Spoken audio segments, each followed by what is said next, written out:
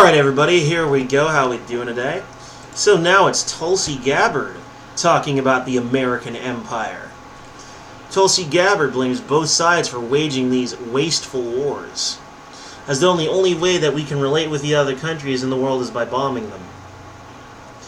Democratic presidential candidate Representative Tulsi Gabbard is from Hawaii. It's controversial within her party. She says the U.S. should talk to its enemies. She was criticized for meeting with Syrian dictator Bashar Assad, but Democrats are supposed to be the anti-war party. I say to her in my newest video. That is the author of the article. They're heavily influenced by foreign policy establishment whose whole power base has been built around continuing the status quo, Gabbard tells me. So much so to the point where when I'm calling for an end to these wasteful wars, they're saying, well, gosh, Tulsi, why are you such an isolationist? So the only way that we can relate with the other countries in the world is by bombing them. Yeah, I guess being anti-war is somehow isolationist. Yeah, that's a very interesting viewpoint now, isn't it? I believe there's a word I can think of to describe such a position. Oh yeah, perfect word. Asinine. I think Tulsi is absolutely right on this issue. Can't believe I'm actually agreeing with a Democrat.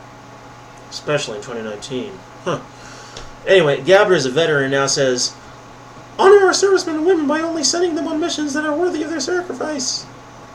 She enlisted because of the 9/11 attacks, however, there too, she thought a limited response was necessary, but now says that our government has used that attack on 9/11 to begin to wage a whole series of counterproductive regime change wars, overthrowing authoritarian dictators in other countries, wars that have proven to be very costly to our service members. She blames both parties. I call out leaders in my own party, and leaders in the Republican Party, and all who are heavily influenced by the military-industrial complex that profits heavily off of us continuing to wage these counterproductive wars. She also wants to end our big domestic war, the war on drugs. She started by legalizing marijuana. Is it too late for the Democrats to appeal to me? Is it really too late? I mean, she's right. This has been going on and has been growing and growing ever since the Spanish-American War, when the government required a mandatory draft, and needed to have more taxes and the extra infrastructure in order to fight off Spain. But they never relinquished that power afterwards. The military-industrial complex from that point on just grew and grew until it became a fully inseparable element to our government. This is not just a country anymore. It is an empire. This is the American Empire. I know people don't like that word, but it's the truth. The fact that a Democrat like Tulsi could actually tell that truth, to me, is a good sign. It's very encouraging. Anyway, I've never smoked marijuana, she says. I never will. I've never drunk alcohol. I've chosen not to in my life. But this is about free choice, and if somebody wants to do that, our country should not be making a criminal out of them. Yeah, you should also not be legislating or regulating things that you don't understand because you're ignorant. Just like you shouldn't be regulating guns unless you've actually shot one. You shouldn't be regulating alcohol unless you've actually been drunk, or at least drunk a little alcohol. And the same goes for drugs. You're ignorant, and you fearmonger. You just don't know what you're doing, plain and simple. So, that's the direction we need to take, she says. Although Gabbard just barely polls well enough to make the Democratic debates, she made a big impact at one debate by basically knocking Senator Kamala Harris out of the race. Gabbard simply pointed out Harris' hypocrisy in suddenly becoming a criminal justice reformer. Gabbard said she put over 1,500 people in jail for marijuana violations and laughed about it when she was asked if she ever smoked marijuana. That debate clash crushed Harris in betting predictions about who the Democratic nominee would be. Harris' numbers started dropping from that moment, and she quickly fell from the first place to, as I write this, 7th. Good for Gabbard for bringing up the drug war and for running on ad at the and running for an ad that at least mentions America's huge federal debt. But like most Democrats, Gabbard would spend billions on expensive new programs funding with military cuts.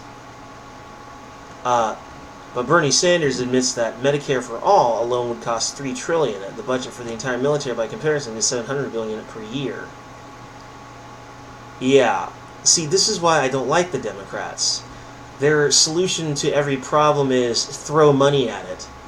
And if you ask them where they get the money from, be like, I don't know, some guys. You know? It's ridiculous. You can't just solve problems by throwing money at it. So, while Gabbard... I like what Gabbard says, but I do not like what Gabbard does. Anyway, as she continues, the money that we are going to save by ending these wasteful wars, you're right, it won't cover every other thing that we need to accomplish, Gabbard admits. At least she's willing to debate with me. No one else pulling over 1% has been willing so far. Our leaders are increasingly unwilling to sit down with those who may be on the other team, she explains.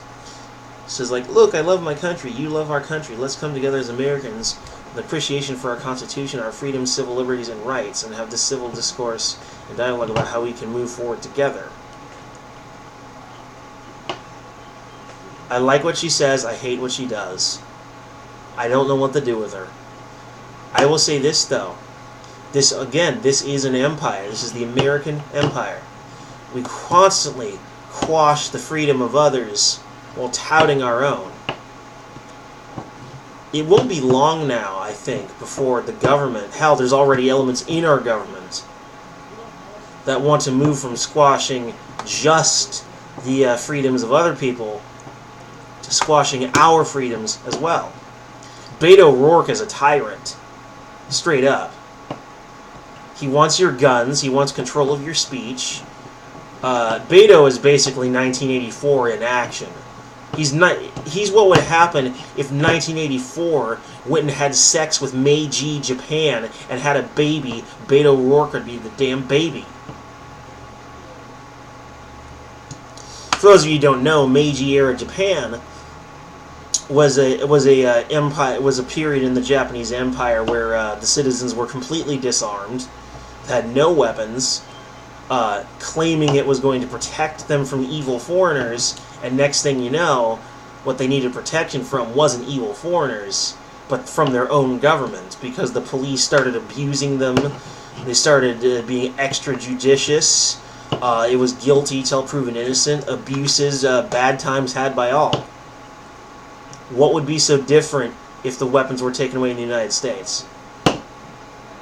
If you ask yourself the scenario, what if they take my guns? I have no means to defend myself. The police actually have no legal obligation to protect anyone else while they're under attack, believe it or not. And, look up Joe Lazito sometime. That'll teach you everything you need to know about that. But I've gotten way off track here. My point is this country needs fixed. It's broken. It is completely broken. If we can't fix it, it just needs to die. I think Tulsi is a beautiful illustration of just the situation herein. She's a beautiful illustration of it. She speaks the truth, yet she still acts against that truth. Like a typical Democrat who spends, and capitulates to the establishment. She is a perfect illustration of the sort of national schizophrenia we're all suffering from. Where at one point we say reveal all these horrible things, but then on the other point do nothing about them. In fact, sometimes even enable them. Anyway,